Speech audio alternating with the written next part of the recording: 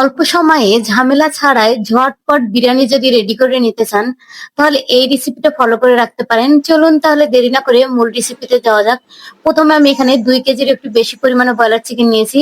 দিয়ে দিচ্ছি স্বাদ মতো লবণ, দিয়েছি পরিমাণ মতো একটু হলুদের গুঁড়া, লাল মরিচের গুঁড়া টেস্ট অনুযায়ী, ভাজা জিরা গুঁড়া 100 চামচ, আদা রসুন বাটা পরিমাণ মতো, দিয়ে দিচ্ছি এখানে কাঁচামরিচ বাটা, দিয়ে দিচ্ছি এখন পেঁয়াজ ব্রেস্তা।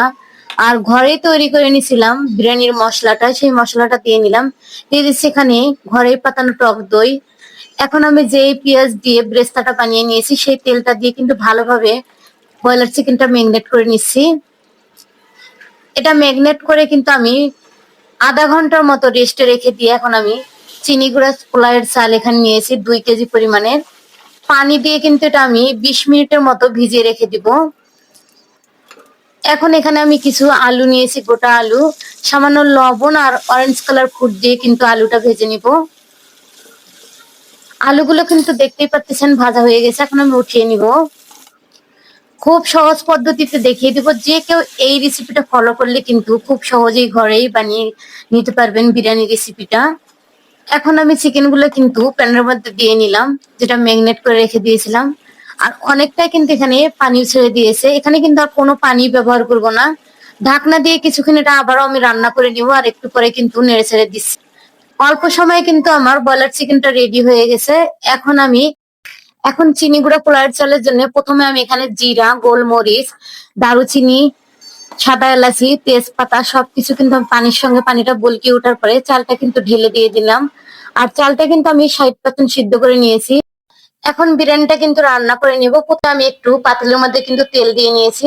দেওয়ার পরে সে সিদ্ধ করে রাখা ভাতগুলো দিয়ে নিলাম প্রথমে। তারপর আমি প্রথম লেয়ারে মাংস দিয়ে নিচ্ছি, পেঁয়াজ ব্রেস্তা, ভেজে রাখা আলু, 2-3টা করে কাঁচা মরিচ দেওয়ার পরে আবারও কিন্তু আমি দ্বিতীয় লেয়ারে মাংস সবগুলো দেওয়ার পরে সেম পদ্ধতিতে কিন্তু আলু, কাঁচা মরিচ, পেঁয়াজ ব্রেস্তা দিয়ে নিচ্ছি। খুব সহজভাবে দেখিয়ে দিচ্ছে, ঝামেলা ছাড়া যে কেউ কিন্তু এটা বানিয়ে নিতে পারবেন। উপর দিয়ে একটু আমি লেবুর রস এখানে দিয়ে নিলাম, দিয়ে দিচ্ছি পেঁয়াজ ব্রেস্তা আর বিরিয়ানির কিছু মশলা উপর দিয়ে দেওয়ার পরে কিন্তু আমি এখানে কিছু তেল আর অরেঞ্জ কালার ফুড মিশিয়ে নিচ্ছি, যাতে ঝরঝরে একদম পারফেক্ট হয়। এখন এটা আমি দমে রেখে দিব 20 মিনিটের জন্য। চুলা আঁচটা আমি দেখিয়ে দিলাম। এই পদ্ধতিতে ঝামেলা ছাড়াই যে কেউ কিন্তু বাসায় তৈরি করে নিতে পারবেন। আর একবার যদি এটা বানিয়ে নেওয়া শিখেন, বাইরে থেকে কিন্তু আর কেনা লাগবে না, বাসায় তৈরি করে নিতে পারবেন ঝটপট বিরিয়ানি। একদম কিন্তু ঝরঝরে হয়ে গেছে, এটা আমি আপনাদের পরিবেশন করে দেখিয়ে দিচ্ছি। দেখুন কতটা ঝরঝরে হয়েছে।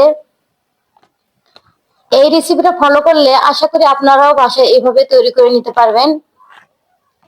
খুবই সহজ ও মজার রেসিপি পেতে চাইলে আমার পেজ ও চ্যানেলটিকে ফলো করে রাখতে পারেন, কারণ আমি কিন্তু প্রতিনিয়ত সহজ ও মজার রেসিপি গুলো দিয়ে থাকি।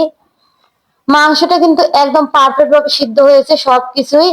দেখুন আলুটাও কিন্তু পারফেক্ট হয়েছে। সবাই ভালো থাকবেন, সুস্থ থাকবেন। আজকের মতো এ পর্যন্তই।